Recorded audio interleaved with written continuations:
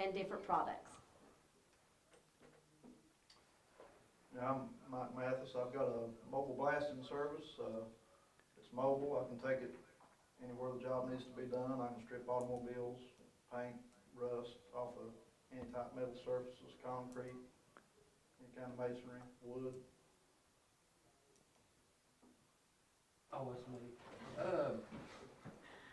I'm Ron Kane. I'm with Kane's Computer, and I just take care of basically any kind of computer, mobile device, business networking, security, a little bit of everything. And I'm looking also to expand and broaden. I'm Latasha Underwood. I'm the owner of Hometown Vinyl. I do vinyl t-shirts, sublimation printing, and small embroidery. I'm David Rose. We're going to open up a ATV UTV repair shop in conjunction with a little store in the front of it. We're going to do a guide service, a rental service maybe, and plus we're going to do a go-kart track with rental go-karts on it, where kids can come up or adults can come up, rent some go-karts and ride it. Okay, Jeremy, do you want to go first and talk about People Inc. and what you all offer? Sure. So, if you're a business lender with People Incorporated, based out of Abingdon, we have a office over there in Grundy. However, our department just initially works out of the Abingdon location. And what we do is we are a micro lender with the SBA. So we can do those micro loans through the SBA, which is a little bit different than what the banks do. The banks more or less do an SBA guarantee loan.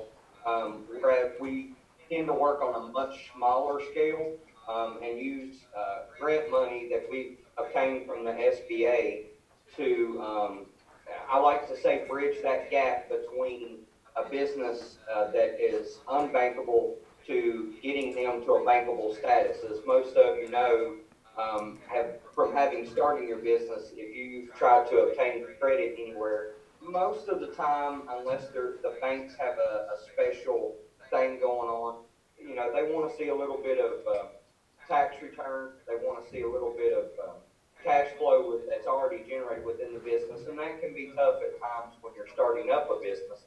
So the funding that we have available will kind of get you into business, if you will, so that you can get those bank loans and the better rates and so forth of that nature. Right now, we have funding available through, of course, the SBA.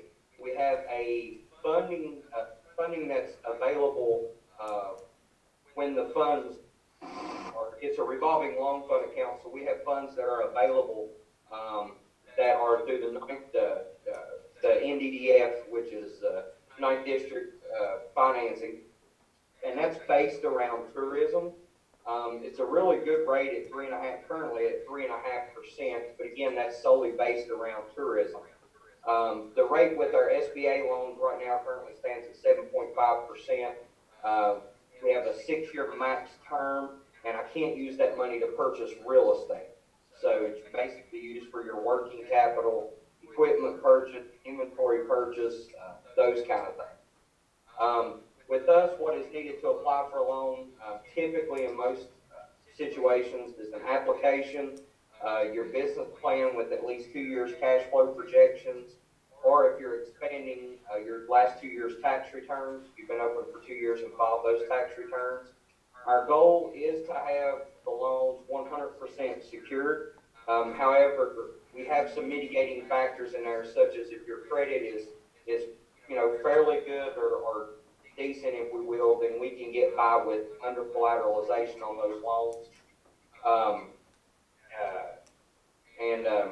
That's all I have right now. I'm sure we'll get into more with questions, so forth. So I'll turn it over, I guess. Ernie, over to you. All right, thanks. Yeah, my name is Ernie Maddy. I'm the Commercial Real Estate Loan Officer for Virginia Community Capital. We do a couple of different things. On our small business side, our lender is Cindy Snyder. She kind of picks up where Jeremy's group kind of leads off there at, above those microloans. We normally deal with businesses that are in the expansion process, looking to grow or maybe do a second location, hire some additional staff, or something along those lines in our small business program. And then the commercial real estate program that I handle, we do what's considered non-owner occupied buildings, which would be maybe a building downtown that has a couple commercial spaces on the bottom and 3 or 4 apartments. We do a lot of those. We do a lot of historic rehab projects, where we're doing construction loans and tax credit bridge loans. Most of your tax credit programs, you're not allowed to get the benefit from those credits until you're done with the project. So if the developer doesn't have the cash to kind of bridge that for himself, we will look at bridging any tax credits that the borrower is going to get. We do multifamily lending. We'll do just strictly commercial. So if it's a commercial space that someone is going to be renting out to other individuals, that's under our commercial real estate arm. And if it's someone that is going to be running their business out of that, even though it is commercial real estate, we still leave that with our small business team. And we're on the small business side, we are an SBA preferred lender, which means Jeremy mentioned there they do the direct loans from the SBA. We use the guarantee from the SBA, which allows us to go a little higher on loan to values, make up for some deficiencies in collateral or equity from the project. That's a program we use quite a bit for acquisition deals, where if you're buying a business from someone that's kind of ready to retire and get out of the business, we use those quite a bit. And by being a preferred lender, we're able to approve those and close those in-house, so it doesn't have to go to SBA for that pre-approval, which can normally take an additional 60 or 90 days after the loan's approved. So we're a preferred lender. Once we approve it, we can go ahead and go ahead and close that without a direct approval from the SBA. It's kind of what we do on our end. I'll pass it on, and then we'll take hopefully a lot of questions. Kirk? Okay, I'm Kirk Ratliff with Grundy National Bank, and our loans that we do of this nature, normally they're a secured loan, and if it's a startup business, they're going to ask you for projections, usually for about 3 years worth of tax returns personally, and projections of what you foresee your business being able to do. We like to try to help everyone that we can. Can't help everybody, but we do try to reinvest back into the community. And all of our loans of that nature, they are, usually they will ask for personal guarantee on those loans. Rates are based on risk. Not only credit scores. I mean, we do look at credit scores, but when you look at a credit report, sometimes you'll have credit scores that are low, sometimes they're unwarranted, but you have to be able to dissect a person's credit report and see what it really looks like. But we have branches throughout the county here. We like to reinvest in the community all that we can. So if you need to look at obtaining financing, I mean, you can come and talk to us, and we'll see what we can do. Okay. Questions?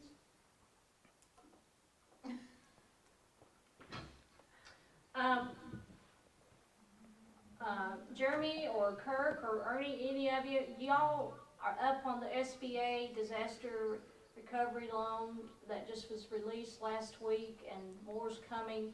Do you want to share with them a little bit about that and the requirements of that for anybody that, I guess it would probably impact our 2 existing businesses the most than startups, but do you want to share with them about that? And you all can fight over who. I'll probably be the quickest because I'm gonna guess the least knowledgeable, if you will, on it, just simply because People Incorporated administers a lot of, CDBGs, which are Community Development Block Grants. And, there's been a lot of changes within those, and I've been bombarded with, just businesses from the downtown Bristol area and those type places inquiring about the changes that have been done to the CDBGs. But what I have been doing is referring everyone to the website. It's disasterloan.sba.gov. And that gives, because I do not willingly know all the ins and outs to it, that's where I've been referring people to go to. I know on there you can apply. There's some Q&A on there for you. I think there's some information about some rates and so forth that are on there. I primarily haven't really dove into it just yet because of the legislation that had just passed. I figured that once that legislation was passed, there would probably be some additional assistance that would be out there. So I didn't want to focus all my attention on one particular SBA's offering that's out there for the condition that it's in. So I apologize for not knowing any more than that. However, I'm sure you can understand that with the abundance of help that businesses need right now, I'm actually working from home, and I've been covered up with just requests from local CDBGs and so forth. So I didn't mean to jump the gun on you there, Ernie or Kirk, but I figured I'd get the least knowledgeable one probably out of the way. Yeah, what he mentioned there, the website is the best place to go there, the disasterloan.sba.gov. The loans are, I mean, you can apply for up to $2 million. There's no rate, it's actually 0% interest. And whatever, they're gonna base the term, I believe, on the amount and the type of business that you're in. But I think the main thing to know is it is a loan, it is not a grant. They are gonna have to pay those back. Any business that is in a disaster area, which is the entire state of Virginia now, would qualify for that. But you do have, there's an application for it. You've got to actually submit your personal financial information. You've got to submit tax returns. You can do all that can be done online through that website that we've mentioned there. You can actually go in there and do the process. You can check to see what the status is of your application as you're waiting to get a response from it. And again, it'll be based on kind of what your business is, the type of business you're in, and the amount you can borrow. I will be based off of kind of what your revenue and things like that are. The easiest is to go directly through that. Now, I know we're helping some of our existing borrowers work through that process. And I'm sure we could provide, our small business team could provide some assistance if you needed it in that area, if you're in business now. One of the things too, for 25,000 or less requests, you don't have to have collateral. The interest rate is 3.5 for businesses, and it is available for nonprofits at 2.5%. I do know that the website is overloaded. You better learn to have patience.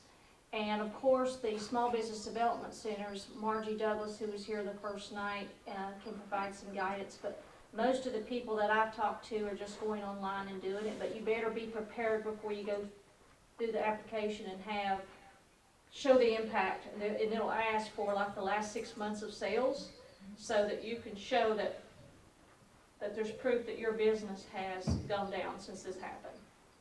Now, I don't know that it's for a business that's already was failing and ready to close their doors, and how that the money's going to help them. But there's a lot of information. I've been on tons of webinars the last 2 weeks, but I did one with all the SBDCs, that's the Small Business Development Centers in Southwest Virginia, and I recorded that, and I'd be happy to share it with you all. That kind of goes through each step, but that's the highlights about it. Did I cover everything, Kirk? Pretty well. Okay. We just started getting more information about it actually late yesterday evening. and been able to watch 2 webinars today. But our bank, we don't participate in SBA loans, but businesses that are already established, that we have a business relationship with, has loans with us, they have published a lot of material to give us guidance on how to handle each situation.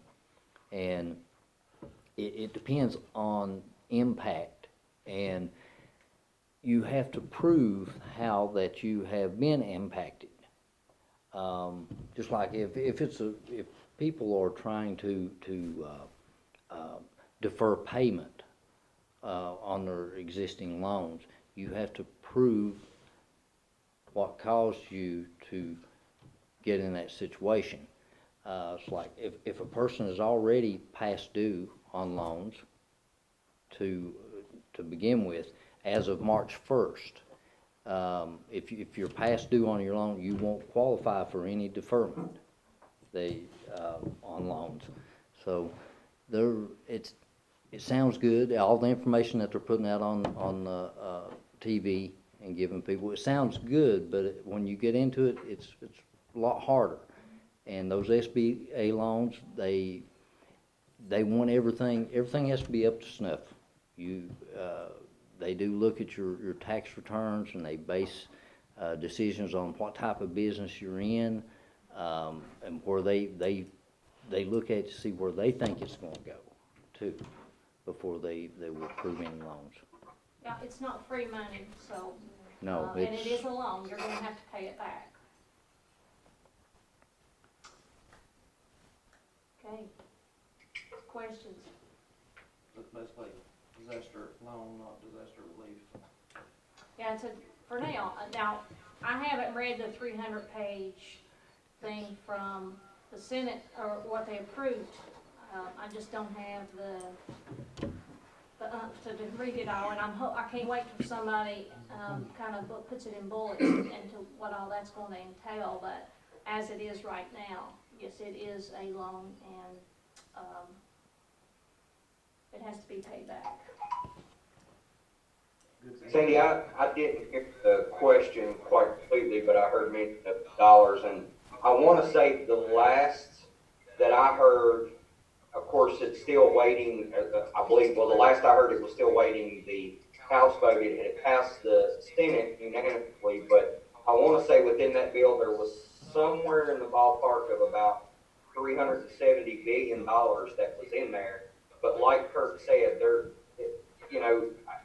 with having said that, I wouldn't want to give any small business any false hope that they're just going to hand it out. I mean, they're going to, like Kirk was saying, just to mirror what he was speaking of, they're going to require businesses to prove that you weren't in dire straits financially prior going into this, because that puts you in a different realm of trying to get financing.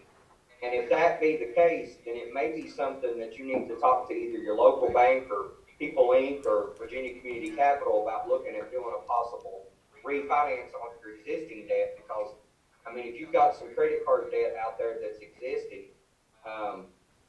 that maybe say at 15% or even 20% or so forth, it may be worth your while to speak to one of us about, refinancing that and try to get that on a smaller rate for you. That might be what helps.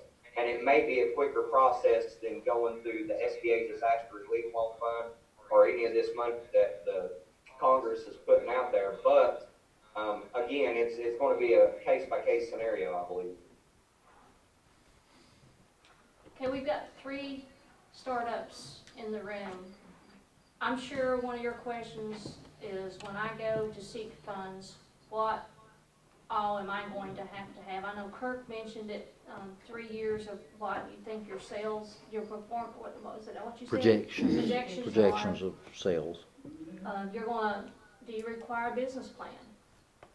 They like to see one. It's not required, but business plan shows your goals and your commitment to your business. So it's good to have.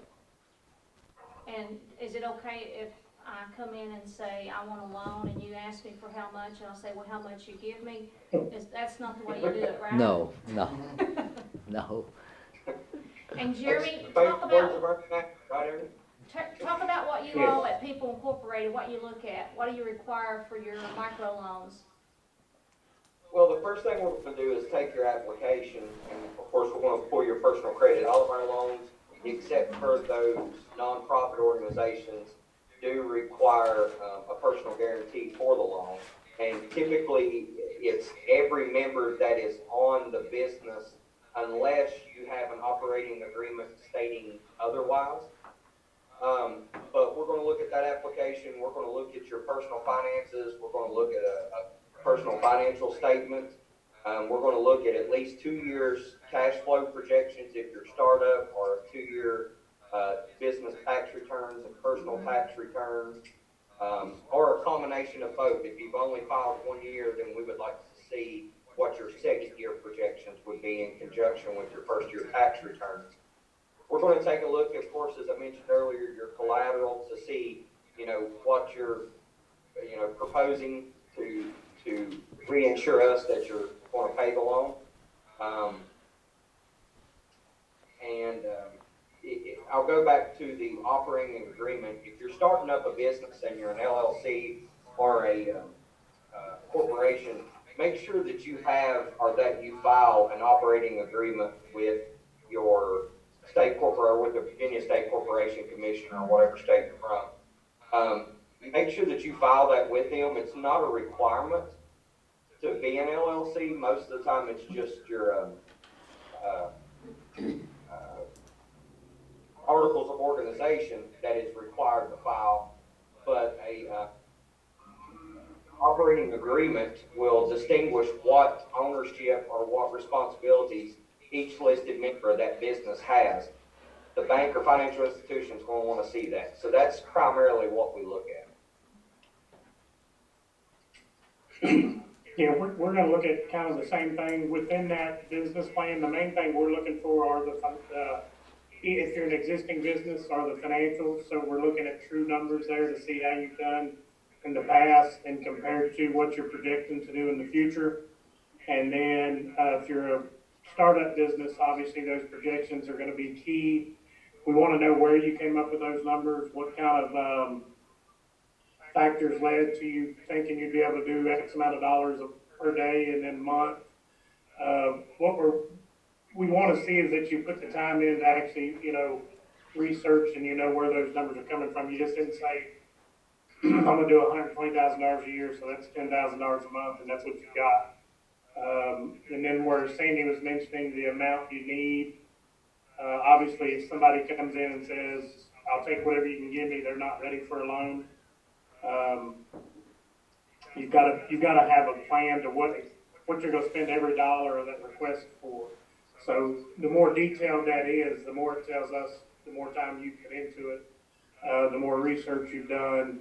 So it's easier for us to be able to make a loan if we know where the money is going, other than you just say, I'm going to use it to get my business started.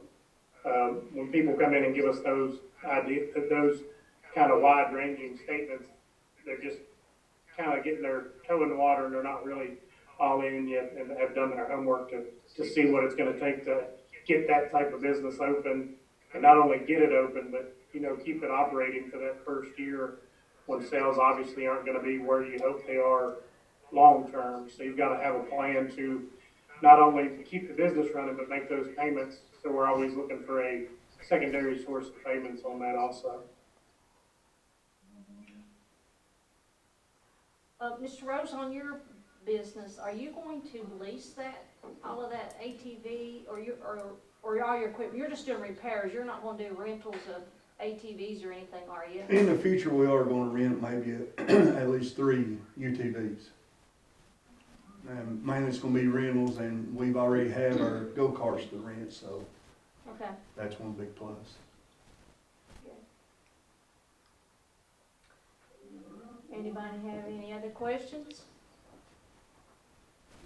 Y'all quiet tonight. What's the problem? They must not need any money, Sandy. That's me. Or afraid to ask. Well, I know, Mike, you've got most all your equipment already. I do, and I'm hoping to not have to borrow any more money for a while. I'm gonna try this first year and working my primary job and do this on the side to get them going, so Mhm. I hope not to have to borrow any right away. And Latasha, you got most everything? I already have my equipment. Good, good. And that's another thing, if you already own equipment, you definitely wanna let whoever you're going to, if you're trying to borrow additional money, if you've acquired that equipment and paid for it and you don't owe money on it, that's kind of your equity investment too. They can use that equipment as collateral, which prevents you from having to come with more cash to the table. We've seen it before where someone's been a, mechanic all their life and they've just gradually, over the years, gathered all this equipment that has a value to it. If we can put a value to it, we can use it as collateral, so you may not have to come with as much cash to the table to get started.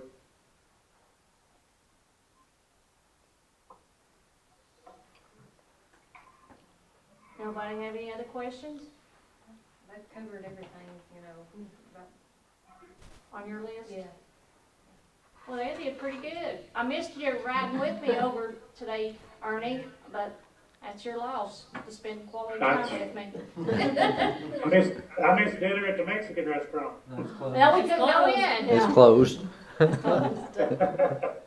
I stopped at Pal's and got my tea. I can't go buy Pal's without tea. I like Pal's tea. I I do. do, I like It's Pal's a tea. little addicting. It's, Yes. Comfort, ain't it? Yes, it's good. Well, I just want to say thank you both for well, all three of you. Kirk, thanks for taking time and coming with us in person, and Ernie and Jeremy, I appreciate you for taking the time to join us, and if there's no other questions, I guess we will let them off the hook for now. All right, well, good luck. Thank you. Thanks. If you need anything, give us a call. Okay.